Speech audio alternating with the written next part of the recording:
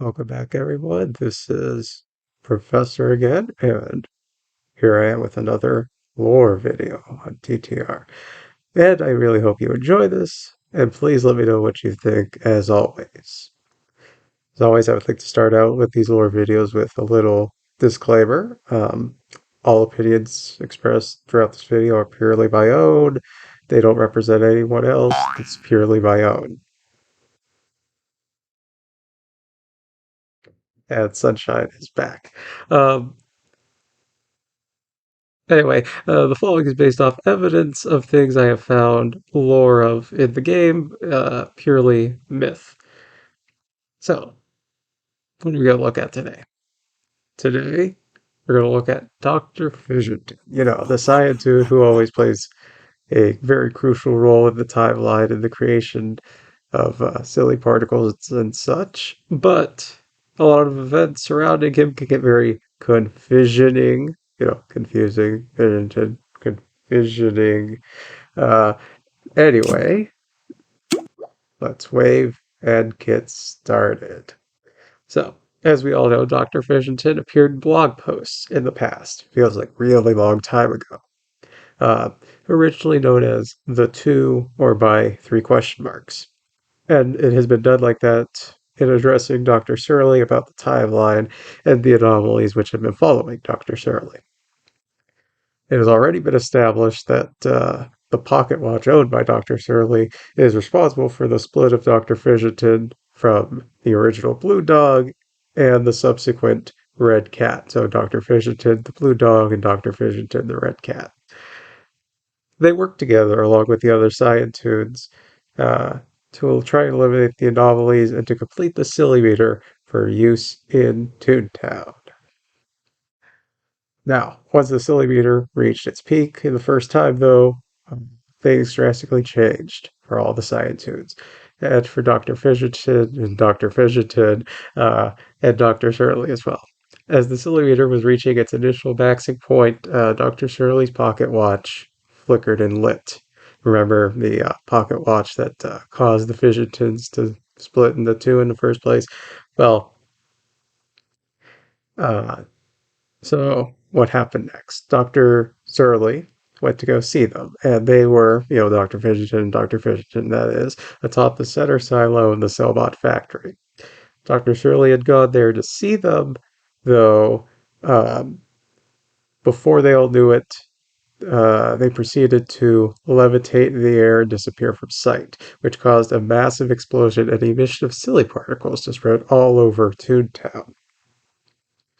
And this happened because they said it was the only way to save the TTR, the new rewritten timeline, away from the previous ones. Let me wake myself up here and wave back to the camera. Okay, that's how we do it. And so, though, what we have figured is that this brings us to our line of questions. So, if they had to disappear for the rewritten timeline to work, and what we're assuming is that the intention of it is to save Slappy, which, as we all kind of figured from the last lore video, that is kind of the intention of this, I believe, and we do have to go save him. But why can't they stay in a new rewritten timeline? Why was their disappearance so crucial to save Slappy? So, we all know this means they're never going to get a chance to see Slappy saved, unfortunately, in this rewritten timeline. But was their disappearance a new experiment? Because, as you had gotten from the other comics and such, if you followed along with the God Vision series, uh, that's a clever title by them. I really like that. But if you follow that, uh, you kind of got a sense that there were multiple other timelines and multiple other theories and experiments that are tried. So why was their disappearance necessary? Well, let's take a look. It's interesting because uh, a member of the TTR team once wrote the following, and hopefully it'll display here. A happy tune is a healthy tune. A sad tune is a sick tune. And a tune with absolutely no happiness left whatsoever is erased from existence, at least if I recall that correctly. And it's interesting because it makes sense. When you go sad from too many Kong attacks, a sad dude is a sick dude. We get that. But if you disappear, so you're erased from existence in a timeline, you have absolutely no happiness left whatsoever, which is interesting because the Fissiontons are erased from existence in this timeline, which implies they don't have any happiness left. So they're sacrificing their happiness essentially for the sake of everyone else. It's really is interesting. So the thing to consider is though this is only the rewritten timeline. Other timelines may still exist in which they appear. Oh my goodness.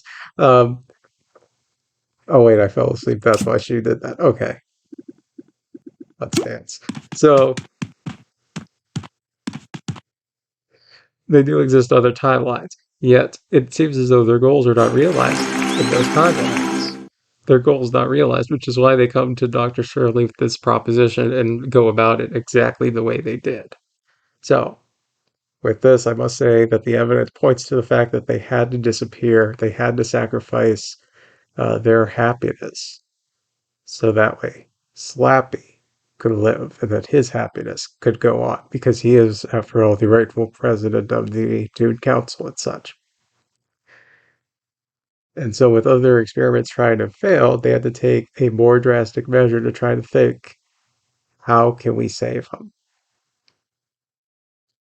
And if the metaphor hasn't quite broken through yet, think of it like Yoda in Star Wars. You know, Yoda tells Luke all he needs to know and he gives him the tools and guidance he needs to succeed. But then he has to disappear. You ever notice, like, we all got sad when, Yoda had to go. But for story purposes, Luke needs Yoda to disappear so that way he could achieve his dreams, his goals. Likewise, Dr. Surly, to achieve his dreams, the Fissiontons have to disappear.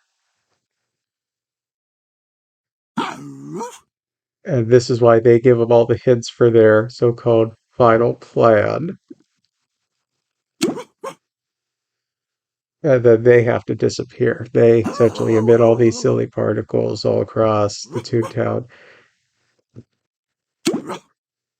So that way everyone can collect those, have the silly meter work, but it's all for a bigger plan to save Slappy, I believe. It's all a part of a bigger plan, this final plan. So how are we going to conclude this now? Well, the disappearance of the Fissiontons was linked to a much larger proposition than just a silly meter. It was all for the sake of sacrificing their happiness for the sake of the happiness of essentially everyone else. But on the bright side, they do think, though, that this measure would mean they prevail in the end, the twos prevail in the end, and that we will defeat the cogs. Because do or do not, there is no try. Had to sneak that one in there. Thank you all for watching so much. Have a fantastic day. If you have any questions, as always, please drop them in the comment section below. Please be toony and appropriate, as always. And again, thank you so much.